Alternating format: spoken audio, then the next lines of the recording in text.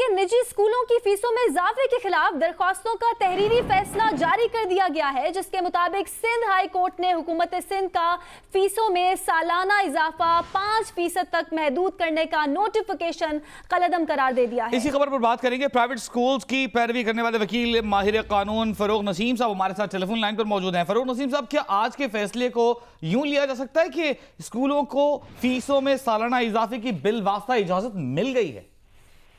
देखिए, Sindh high court ने इस तरह की बात इसमें की है कि जो रूल 7(3) था, इस वक्त जो ये कहता था कि 5% से ज्यादा स्कूल फीस नहीं बढ़ा सकते, तो उसको कलअदम कर दिया है। लेकिन ये जरूर कहा है कि गाइडलाइंस दी हैं कि उसके हिसाब से रूल्स बनाए जाएं, ताकि इन रूल्स के हिसाब से कितनी फीसें हो सकती हैं। क्योंकि आर्ग्यूमेंट हमारा इस किस्म का था कि जो डिफरेंट स्कूल्स हैं वो डिफरेंट लेवल की और तरह की एजुकेशन फराहम करते हैं, और तमाम स्कूल्स को एक ही तरह देखना या उन पर कैप लगाना मुनासिब नहीं है, जिस बात को अदालत ने तस्लीम किया। तो ये सारा कुछ प्लस उसका पूरा एक मैकेनिज्म दिया हुआ है कि रूल्स किस तरह बनेंगे, रेगुलेशन किस तरह होगी, और जो आर्टिकल 18 है कॉन्स्टिट्यूशन का, उसको इन्वोक किया है सिंध हाई कोर्ट। अच्छा फरोग नसीम साहब, वालिदैन जो प्ली लेकर गए थे कि जिनके एक से ज्यादा बच्चे, उन्हें बहुत मुश्किलात होती है, फीसों में बेजा इजाफा किया जाता है, हर साल किया जाता है, तो उसका क्या हुआ?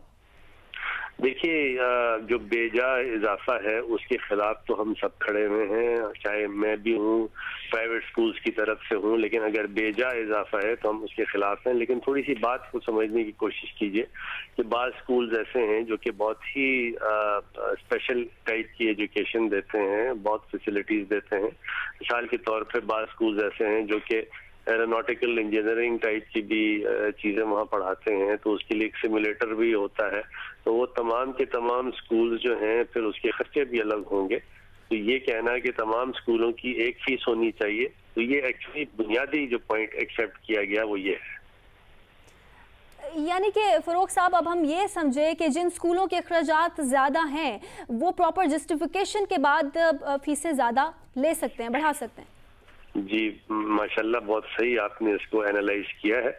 यही है कि जो स्कूल पर डिपेंड करेगा कि वो स्कूल किस तरह की तालीम और फैसिलिटीज देता है, उसके हिसाब से रेगुलेशन होगा, उसके हिसाब से रूल्स बनेंगे। इस किस्म की डायरेक्शन दी है सिंध हाई कोर्ट में। अच्छा फरोग नसीम साहब, सिंध हुकूमत का इसमें क्या रोल होगा? क्या वो रेगुलेटरी बॉडी के तौर पर काम करेंगे, या वालिदैन की शिकायत सुनकर और स्कूलों का मौक़िफ़ सुनकर वो कोई हद मुकर्रर करेंगे सालाना फीस की?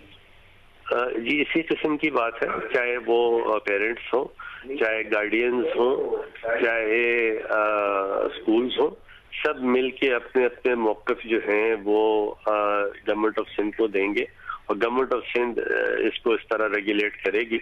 लेकिन अदालत ने ये भी ऑब्जर्वेशन की है कि क्योंकि बहुत बड़ी तादाद है स्कूल्स की, तो लिहाजा शायद जो गवर्नमेंट ऑफ सिंध का स्टाफ हो वो नाकाफी हो, लेकिन उसके बावजूद कोशिश ये की जाए कि हर तरह से एक ऐसा फॉर्मूला कोई निकले जिसमें किसी के लिए एक प्रॉब्लम भी नहीं हो, और साथ साथ ना स्कूल के साथ कोई प्रॉब्लम हो और ना बच्चों के साथ कोई प्रॉब्लम हो। तो ये फैसला बड़ा समझिए कि बैलेंस्ड फैसला दिया। फरोग नसीम साहब, मैं जरा एक और तरीके से समझना चाह रहा हूँ। वालिदैन अपना इतराज़ लेकर स्कूल के पास जाएंगे, सिंध हुकूमत के किसी इदारे या वजारत तालीम के पास जाएंगे, किसके पास जाएंगे वालिदैन को अगर शिकायत हो तो? वो जाएंगे जो रेगुलेटरी बॉडी है, गवर्नमेंट ऑफ सिंध है, उसके पास जाएंगे। बहुत शुक्रिया फरोग नसीम साहब, हमें मौक़िफ़ दे रहे थे।